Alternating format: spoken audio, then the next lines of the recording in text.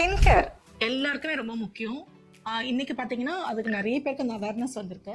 இந்த டைமில் diabetes பேஷண்ட்க்கு skin care எவ்வளோ முக்கியன்றதை நான் எனக்கு உங்ககிட்ட ஷேர் பண்ண போகிறேன். பேசிக் விஷயம் என்னென்னா, ஸ்கின் வந்து நீங்கள் ரொம்ப ப்ராப்பராக மெயின்டைன் பண்ணிக்கணும். ஸோ என்ன மாதிரிலாம் நான் பண்ணணும் அப்படின்னு கேட்டிங்கன்னா, ஃபஸ்ட்டு பார்த்தீங்கன்னா நீங்கள் வந்து ஒரு சாஃப்ட் சோப் யூஸ் பண்ண, அதாவது ரொம்ப ஸ்ட்ராங் ஸ்மெல்லோ இல்லை ஸ்ட்ராங் கெமிக்கல்ஸோ இல்லாத மாதிரி மைல்டாக இருக்க சோப் யூஸ் பண்ணணும்.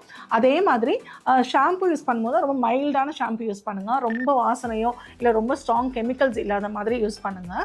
தேர்ட் பார்த்தீங்கன்னா மாய்ஸ்சரைஸ்டாக வச்சுக்கோங்க. ஃபோர்த்து பார்த்தீங்கன்னா, நீங்கள் சாதாரணமாக வந்து கால் பாதத்துலையோ இல்லை கை விரல்லையோ கொப்புளமோ காயமோ இல்லை அரிப்போ இல்லாத மாதிரி பார்த்துக்கோங்க.